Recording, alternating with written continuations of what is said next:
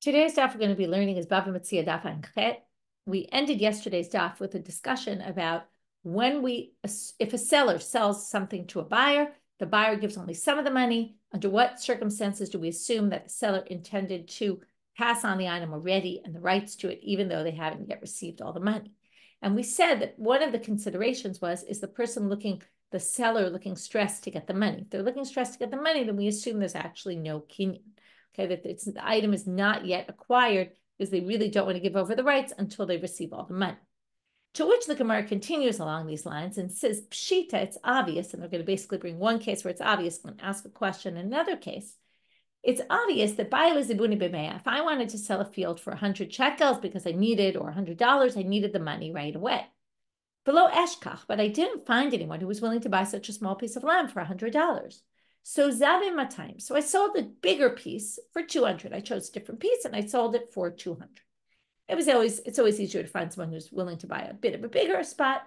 Now, all I really wanted was 100. However, let's say I received 100 and I didn't receive all 200.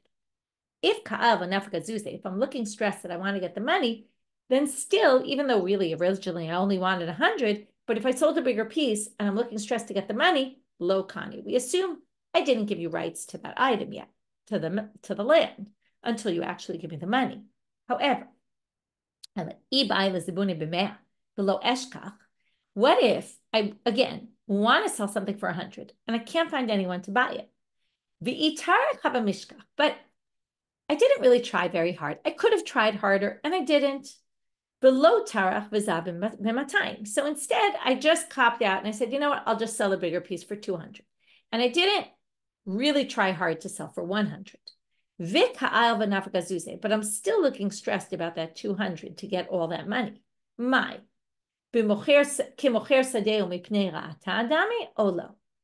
Do we make an assumption that I didn't bother to try to find a different plot of land that I could sell for 100 because I had this bad piece of land that was worth 200 that I wanted to get rid of anyway?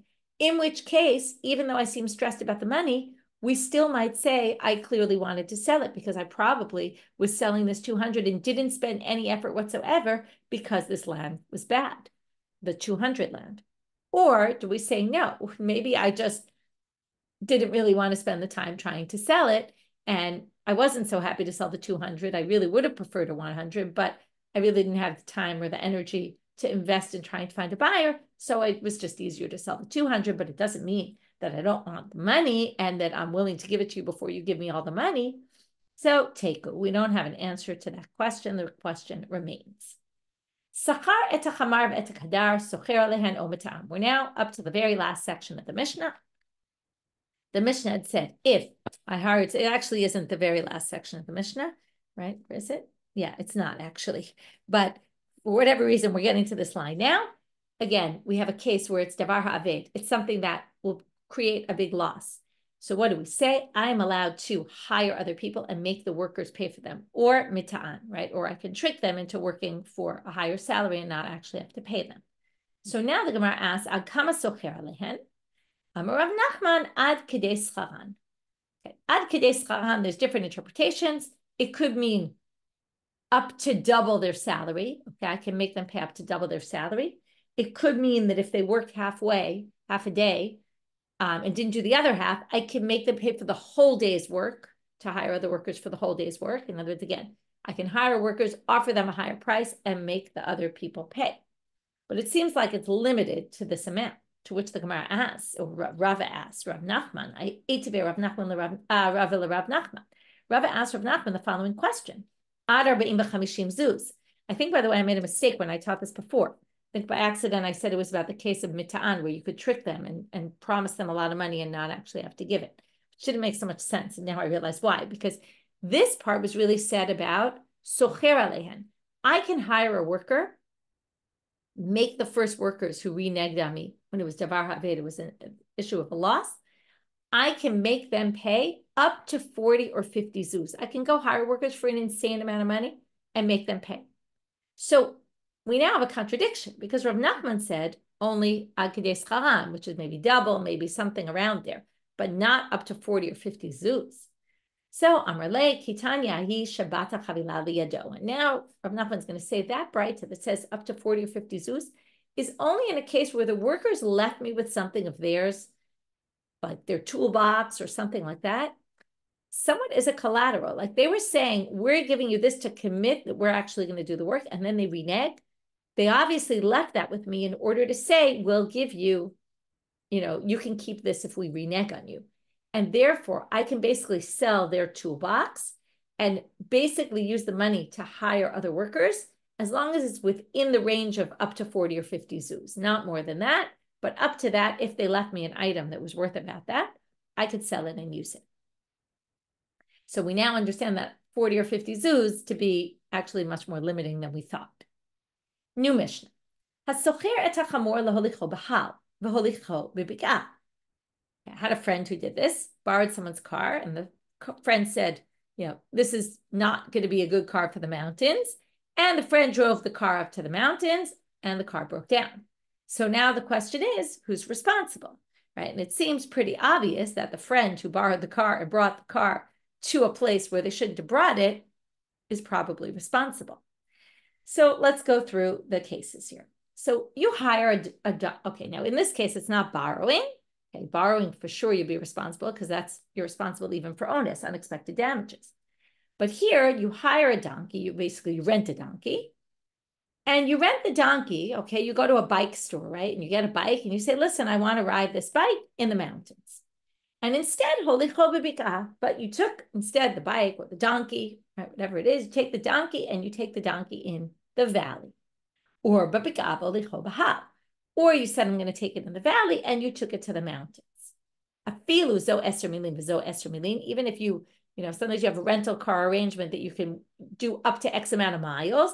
So you said, I'm going to walk this, I'm going to use this donkey to walk 10 miles. And you took him 10 miles instead, though, in a different terrain. Bimeta, if the animal dies, like the car broke down, the bike breaks because it's not a mountain bike, right? Chayav, you are responsible. Now, normally a socher is not responsible for onus. Okay, you rent, you're not responsible, only if you borrow. But in this case, you're responsible because you did something, right? It seems pretty clear you weren't supposed to do. Now, the Mishnah continues, and the Gemara is going to get to this later. This seems to say no distinction, doesn't really say why why the animal died in that place. But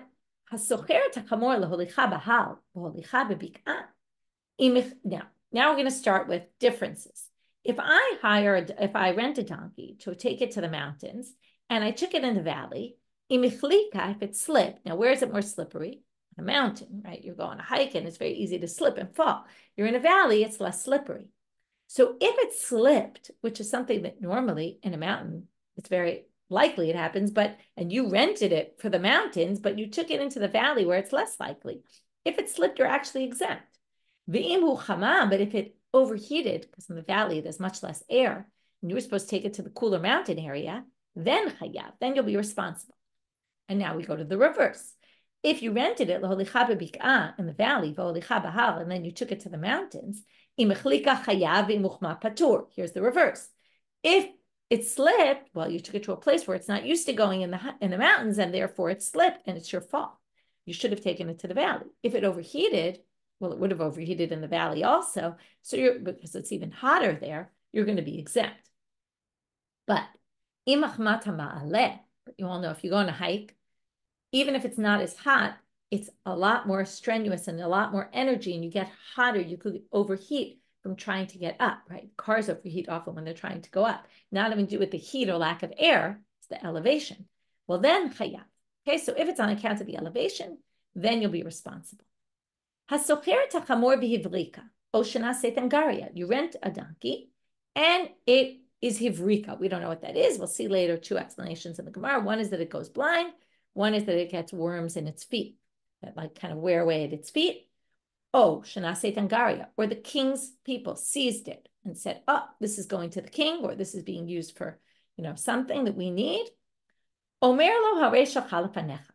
So if it got blinded or it was taken by the king's people, the guy says, well, haresha chalapanecha, you had it and you're tough luck. In other words, it was just bad luck that this happened to you.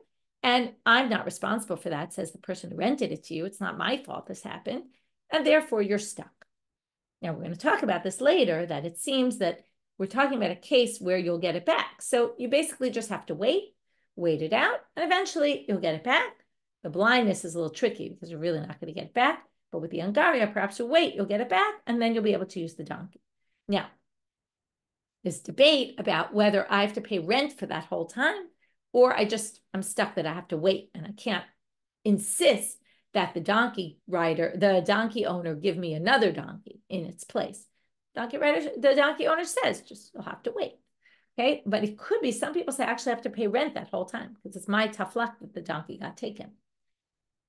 Meita onishbera, again, that's not mentioned in the Mishnah. It's a debate among the commentaries. Meita onishbera hayav la'amid lo chamor. But if I rented this donkey and it died or broke, and it wasn't from anything I did, I didn't change, I didn't do something wrong, wasn't my fault at all, well then chayav la'amid lo chamor. Then obviously you have to give me a new, right? You rent a car.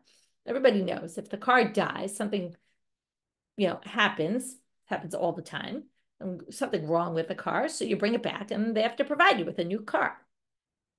So now the Gemara, there's an incredibly practical situation, right? This comes up all the time, these kind of things. So the Gemara starts off and wants to understand, wait a minute.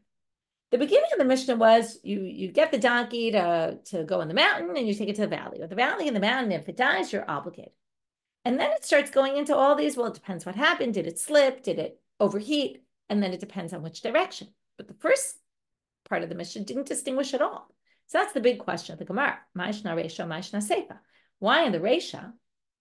Mishna Reisha did lo kapali.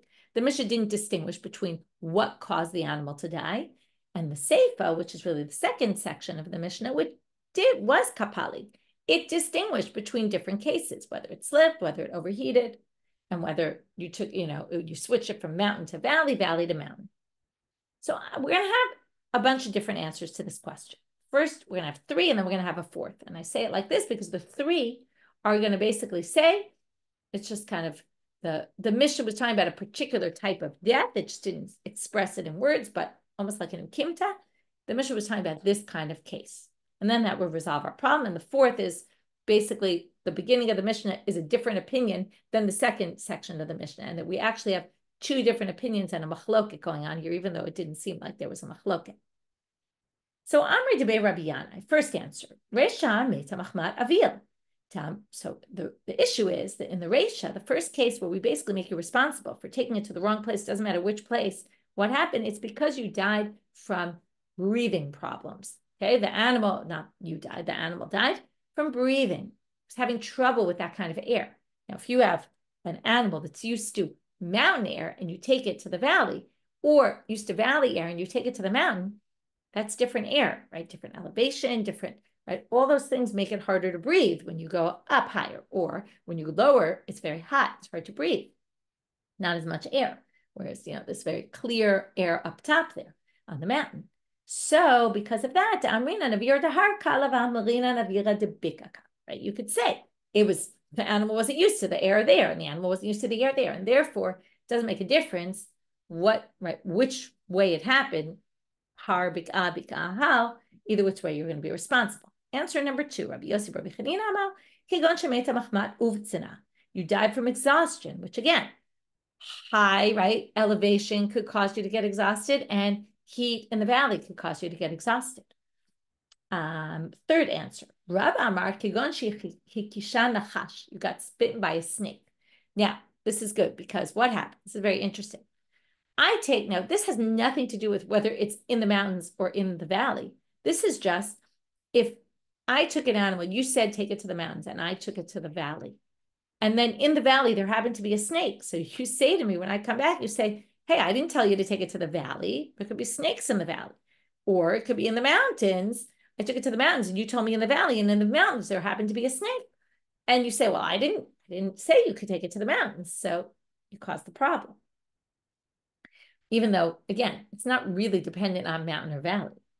Rabbi Chia bar Abba Rabbi Yochanan, here's the fourth answer, which is a totally different type of answer. Hamani Rabbi Meir, he ta'amal, kol ha'mavir al da'at shel ba'al habayit, nikra gazlan. This is an interesting line. This says, the whole first part of the Mishnah, which didn't distinguish, just says it doesn't matter why it died. It doesn't matter what caused the death, whether it slipped, whether it was overheated, whether any of these things, it doesn't matter. Because anytime you change from what the owner told you to do, you are like a thief. And a thief, what happens if you steal something and then it dies? You have to replace it because you have to return it. This is all Bava Kama. You have to return it at the time it was stolen, its value at the time, which means you're liable for onus, for any unexpected damages. So we basically say the first part of the Mishnah is Rabbi Meir, and the second part is the rabbi's opinion that disagrees with the Rabbi Meir.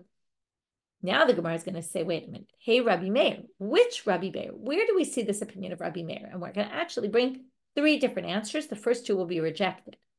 Ilema Rabbi Meir did sabah. We went over this case not so long ago. If you say it's the dyeing case, dyeing as in dyeing with wool, a certain color, Ditnan at the end of Sechet Bava Kama, Hanotein Semer Latzaba Litzboa Lo Adom Utzvao Shachol. I give you my wool to color red and you color it black. Shchachor Utzvao Adom, or black and you color it red. Rabbi Meir Omer Notein Lo Demeit Samro. Rabbi Meir says you have to replace the value of the wool because by changing, you basically stole it. By stealing it, it means you have to replace it at its original. It's no longer the same item. It's now dyed wool, and I don't want to dye that color. So you just have to return me the value. You have to return me the value of the wool it was at the time you stole it. Rabbi Yehuda Omer, and we saw this with right. Kol chozer bo yado ala tachtona. We said this is Yehuda. Im hashevach yeter al hatzia, noten lo et hayitzia. Im hayitzia yitera al hashevach, noten lo et hashevach. Right. We wait. How much investment did it cost to turn it black? Let's say I asked for red and you turned it black, you dyed it black. How much did it cost you? And how much is this wool now increased in value? And we see whichever is lower, that's the amount that I have to pay you for the work you did. But always the lower amount. But that's not Rabbi Meir who says, right, this is a different opinion. So now the Gemara rejects this option and says, no, it can't be this one because there, the reason why the thief acquired it as if it was stolen is because how do you acquire things? Not really just by stealing it alone, but by changing it. And there they changed the wool to be dyed wool. It's no longer the same as it was before. In our case, there's no change here that happens, right? I just brought the animal somewhere and the animal died. But I didn't change anything. I just used the animal walking it, right? I did something different with it, but I didn't change the animal itself. Okay, so it can't be that one. Second option. Rabbi Meir de migbat purim. This is also a very interesting topic. Tanya migbat purim the purim. If we collect money in our community for Purim, for poor people, for meals for Purim, right? We collect stuff specifically for Purim. The purim, you have to give it to things for Purim, for the meal for poor people in the city. Migbat ha'ir la'otah ha'ir. And if you collect for a particular city, then you have to give the charity to that particular city. What does this mean? Maybe it means that, well, if you have some left over, you can give to other people. That's how Rashi says it. Okay, like if you realize that the people don't need as much as you thought for Purim, then you can leave it for something else. Some people actually say that this is where we get this halacha. I don't know if you know this, but that you're not supposed to check. If someone asks you for tzedakah on matanot levionim on Purim, you're just supposed to give it out. Potentially it comes from here. Is we don't check to make sure they're really poor on Purim. People say they need money for Suda, we give it to them. Another option is we don't double check to make sure that the poor person is actually using it for Purim. Okay, but we give it to them for Purim, but if they decide to do something else with it, that's their prerogative.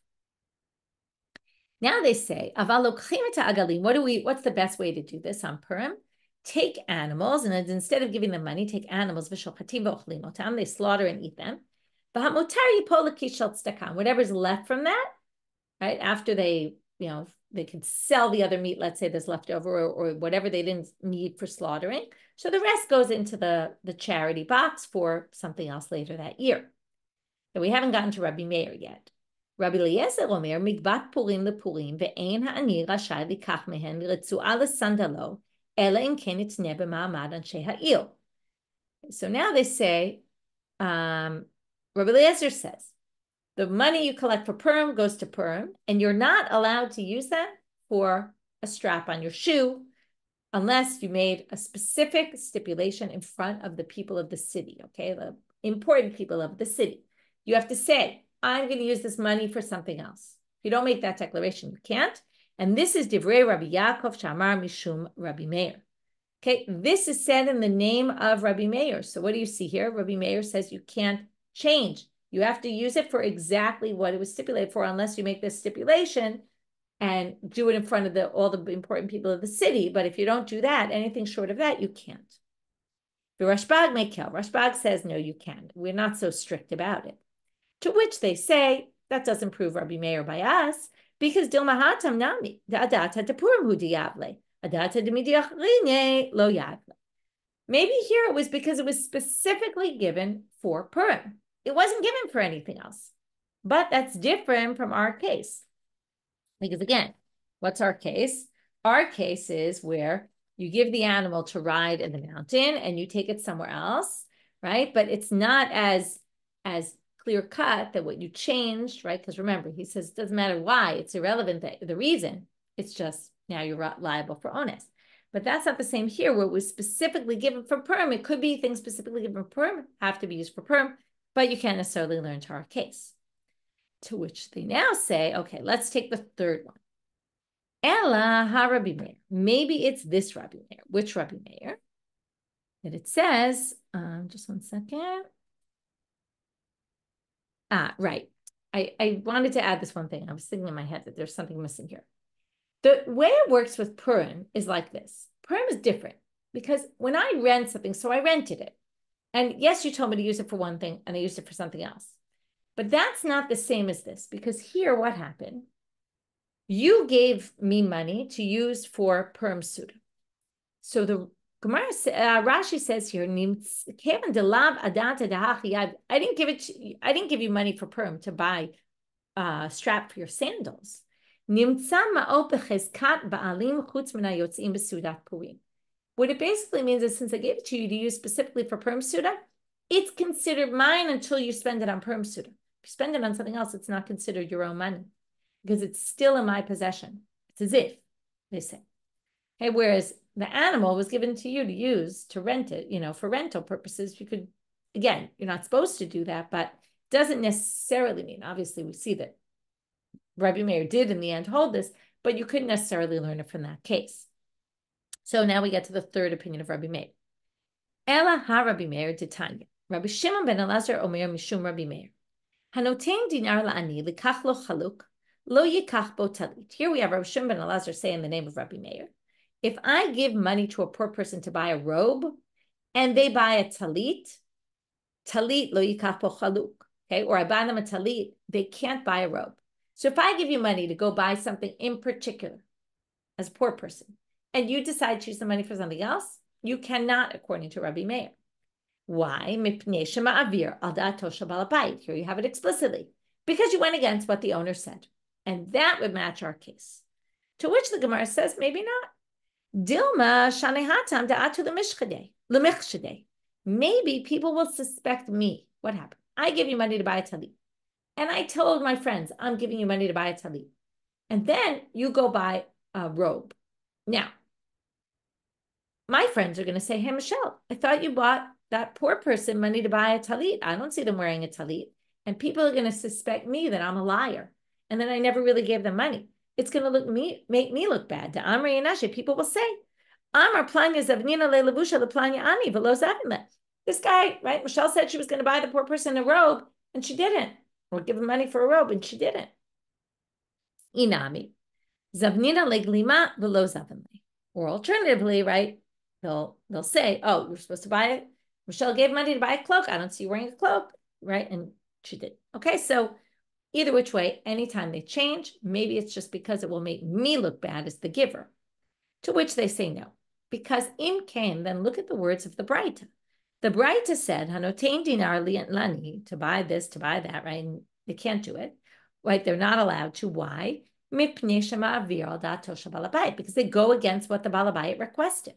So if it was because we were worried people will suspect the Balabayit of lying, well then, it shouldn't say, sorry, I skipped. It should have said, because people will suspect the giver. But why does it say, but it says, because They changed from what the balabait said. The poor person did not follow the instructions that they were given. It must be because they changed from what the person who gave them the charity said, in which case they're considered a thief, and it's as if they stole the money. And that's why, and that matches perfectly in our case, because the socher, the renter, changed, and now is then called a thief. And if they're called a thief, they're now going to be responsible for anything that happens to that animal, even if the animal dies for any possible reason. Even if, it was, let's say it slipped in the valley, where it was less likely to slip in the valley than more likely to slip in the mountain. And the owner had said, go take it in the mountain. I don't care. And yet it slipped in the valley, they'd be responsible. And that would be Rabbi Meir. And again, that brings us back to the fourth answer to why the first case in the Mishnah doesn't distinguish and the second one does, because the first one's Rabbi Meir and the second one disagrees with Rabbi Meir and doesn't think that anyone who changes is called a thief. So now we get to what is hivrika, and I already told you the two explanations. My hivrika. Here they explain it in Babylonia as neholitu. They were blinded. Rava Amar avzikat. Rava says it's this worms that eat away at the legs, and the legs of the animal wore away. Hauda Amarle avzikat b'milte demalka. Now we bring a story about avzikat. There was someone who said there were moths in the beautiful silk clothing of the king. Okay, this happened to be the person who was in charge of the wardrobe of the king, and then said, listen, some of the stuff got ruined because there were moths. And ate away at it. So Amrulay, they weren't so trusting of this guard and thought maybe the guard just stole them and claimed that they were eaten by moths. So they said to him, was it in silver or in gold? Now Rashi says it doesn't really mean silver and gold. It means, was it because if we're talking about clothing, it doesn't make sense, although some people do explain it was silver and gold. But Rashi says we're talking about, was it flax, or was it made of flax or linen? Or was it made of wool? That the gold is the wool and the silver is the linen. Now, why should that make a difference? Well, Ikeda Amre, so the question is, what did he answer? Some people say he answered B'tlei Kesef, with silver clothes. Amar, V'katlua, and they killed him because he was lying, because there is no such thing as moths in silver clothing, which again means linen clothing. And Ikeda Amre, B'tlei Dahav, Amar V'shavkua. And some people said, no, he said, that the story ended with, he said it was in the gold clothes, which really means the wool clothes. And he survived. Okay, they kept him alive because they assumed he was telling the truth, because it is likely that moths will eat away at wool clothing. Oshana Seit Angaria. Now we're going to try from now till the end of the daf to understand this last section of the Mishnah. The Mishnah talks about, or the next section, if they took it as angaria, Omer lo haresh chalafanech. So if the king's people seized the animal while I was renting it, then you say, sorry, Michelle, you're tough luck. Okay, you're the one who rented it to me. Can't help it. It was just random. It happened to you, but it's your fault. Not exactly your fault, but it's your tough luck. That's really what he's saying. So I'm a Rav. We're going to have a machlok at Rav and Shmuel about this. Lo shanu ela ba'angaria chozeret. This is only in a case, and this I mentioned before, about an angaria where they're going to return it to you. Aval ba'angaria she'ena chozeret. If they're going to seize it and never give it back, chayav la'mid lo chamor. Then the owner actually does need to replace it and give me a new animal. Ushmuel amal, ben angaria chozeret, ben angaria she'ena chozeret. Shmuel says it could be angaria chozeret or not chozeret. It's going to depend not on that, but it's going to depend on im b'derech halicha nitzla, omer lahoresh chalafanech. Im la b'derech halicha nitzla, chayav la'mid lo chamor. It's going to depend on, was it while it was walking? Okay, we're going to have to understand what this means.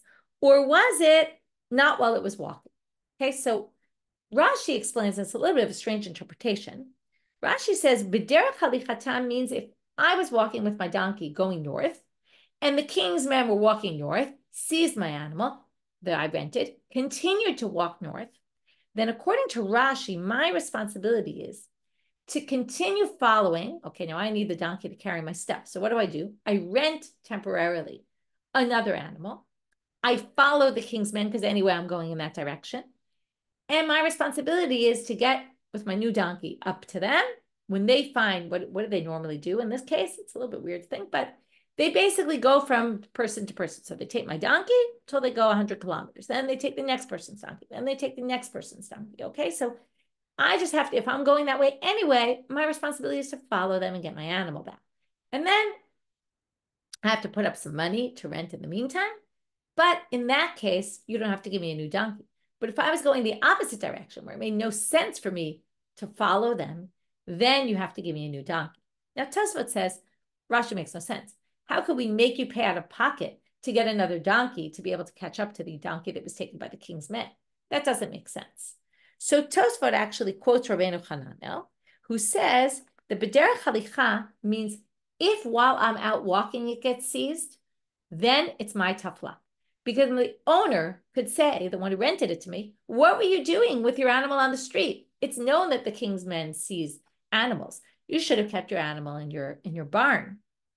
And if it's not b'derech halichatan, they came into the houses, well, then I had no way of avoiding it, and then you'd have to replace my donkey. So here it's a little bit more, am I responsible or not? Did I cause it to happen or not? Okay, as opposed to Rashi, who makes it more like, do I have to assume a certain amount of responsibility beyond this to get my donkey back or not? And that would depend on whether it was going in the same direction as me or not going in the same direction as me. So two totally different interpretations as to what the distinction Shmuel makes is. Now, the Gemara is going to bring a difficulty with Shmuel, Metzia. Our Mishnah, just to review, our Mishnah said if there's angaria, if they seize it, tough luck. But this source says, hivrika. Okay, if the animal goes blind, or we said, has some wearing away by worms of the feet, or went crazy, okay, that's a very unexpected kind of thing. So the one who rented it, you can't assume responsibility. They don't need to. They say, sorry, it's your tough luck. Like it's a crazy fluke thing that happened while you were renting it. I can't help you. But meta, angaria, chayav lamid lo chamor. But if it dies or the king seized it, then you have to bring another animal in its place. Well, we now have a bit of a problem because this source goes directly against our Mishnah. Our Mishnah said angaria, you say haresha chalafanecha. So according to Rav, we actually have a good solution because Bishlam the Rav lo kashya. Kamba angaria chozeret, kamba angaria she'ena chozeret. Right? There's the angaria that's taking it for the long term forever. That one you have to do a new donkey. That's the new Braita. Our Mishnah was talking about an angaria she'ena chozeret that they're not going to, an angaria chozeret that they're going to give it back to you. So tough luck, wait it out. But Ela l'Shmuel kasha, because Shmuel said we don't distinguish between angaria chozeret and ena chozeret. But wait, there's a very obvious answer according to Shmuel. You could say Shmuel had his own distinction, whether it's derech halicha or not derech halicha, right? Let's go with Rabbeinu Hananel, whether you left it in your house or you took it out on the street. So why don't you just say, the Mishna was talking about, where the Mishna says it's your tough luck, it's because you took it out on the street. The Braita that says the renter, the one who rented it to you, has to give you a new donkey is because you kept it in your house and they came to your house anyway, and it wasn't your fault. So if you want to say that, we can't possibly say that. Why not? Well, because the seifa of that source where it said, if it's angaria, you have to, chayav lamid lo chamor, the owner has to replace it. Well, it says at the end of that source, Rabbi Shimon ben Elazar Omer, which presumably disagreed with what we just read, if you were walking about, then he actually needs to return it. You're stuck with it. But imlav, if not, if they've seized it in your house, chayav lamid lo chamor, then the owner needs to give you a new donkey. What can you infer that that's the second part of that source? Michal de l'tana kama lo shanele. Must be that the first opinion, which we quoted just before, doesn't distinguish, in which case Shmuel can't say that's the distinction in the first part of that Braita, because Rabbi Shimon ben Elazar said that opinion, that distinction. So here's our answer. Amar l'cha Shmuel, Lad mi'ika Rabbi Shimon ben Elazar dekai kavate, anadam reika Rabbi Shimon ben Elazar. Shmuel says, what are you bothering me about? You say Tanakam is a problem for my opinion, but Rabbi Shimon ben Elazar says exactly what I said. So perfect. I just hold like Rabbi Shimon ben Elazar. I know you think I usually hold by the majority opinion. In this case, I happen to hold by Rabbi Shimon ben Elazar. Second option, Ibait Ema, maybe you misunderstood. We assume that Tanakama must disagree with Rabbi Shimon ben Elazar because Rabbi Shimon ben Elazar only comes in the middle of the Braita. But now we're going to read the whole source, and it's going to go a little bit into tomorrow's daf, but we'll finish it up. Ema Kula Rabbi Shimon ben Elazar. We can read this whole Braita as the entire thing is Rabbi Shimon ben Elazar, and that it works perfectly with Shmuel. It's missing words, and this is how it should read. Right? It goes blind or goes crazy. So you say, sorry, you're tafla. Meta, Oshnaseit angaria, if it died or became an angaria, was taken and seized by the king's people, chayav la'amid lo chamor. You have to give him another chamor. Then it says, Bamed dvarim amurim. In which case is this said? This is all Rabbi Shimon ben Elazar. Shelo b'derech halichata nitzla. Only if it wasn't taken when you were out walking around. Aval nitzla b'derech halichata. But if it was taken when you were out walking around, omer lo harei shechal lefanecha. Divrei Rabbi Shimon ben Elazar. And that's all Rabbi Shimon ben Elazar. I'll read on a little bit more. Shaya Rabbi Shimon ben Elazar omer, because he was known to say, and that's where it says, Rabbi Shimon ben Elazar would say, Im b'derech hilucha nitla, omer lo harei shechal lefanecha. V'im lo, chayav lamid lo chamor. That it all depends on that. And then the whole thing is Rabbi Shimon ben Elazar, and then the whole thing fits perfectly with Shmuel. So in the end, we answered the question against Shmuel in two different ways. So let's review our daf. We started off with this idea about people being stressed about trying to get the money. Is that always an indicator that they are not giving over rights yet until they get all the money paid in full? And some situations it might be clear. Another situation we kind of raised a question about. Then we got back to the Mishna about davar ha'aved, and we said, how much can you hire workers and make the original workers who canceled on you pay? To what extent do they have to pay? Perhaps double or something like that. What about the 40-50? And then we explained that in some, right? It's only if they left you with something as collateral. Then we got to the case of, and then the Mishnah, which was a little confusing because it seemed to say one thing in the first line and another thing in the second section, which was if you take the animal into the wrong place, the place you rented it for a particular area, you took it to a different area and it died, are you always going to be responsible if it dies? Or are we only going to make it responsible if it was the particular area that you took it to was the thing that caused the death? And then we had to either say it's a difference in what did it die from, and it does depend if there's something that could have died, right? Because it's used to things there, and here it's different, but it could go in both directions. Maybe that's the first case, and we gave a bunch of examples of that. Or we said maybe that's all Rabbi Meir, who says any kind of change means you're a thief, and once you're a thief, you require responsibility for onus. And then we had all the different possibilities of which Rabbi Meir was it. Was it the Rabbi Meir about the wool? Was it the Rabbi Meir about the Purim money? Or maybe in the end we say it was the Rabbi Meir of the charity money. If I give you charity to buy one thing, you can't buy something else. And that's because, as it said in the Breita, because you changed from what I said. And therefore, you're not allowed to do that. You're like a thief. And that's Rabbi Meir that matches here. And then we went into what hivrika is. We got into the angaria and the distinction, the machlok at Rav and Shmuel about which case in angaria, right? Because in the end, we have this Breita then prove there's a distinction. Which case of angaria do we say tough luck? And which case of angaria do you have the right to, can you say, no, provide me with a new animal? And that we saw a difference of opinion between Rav and Shmuel, and then we had a difficulty with Shmuel and worked out the Breita according to him in two possible different ways. With that, we finished today's daf, wishing everybody a great day.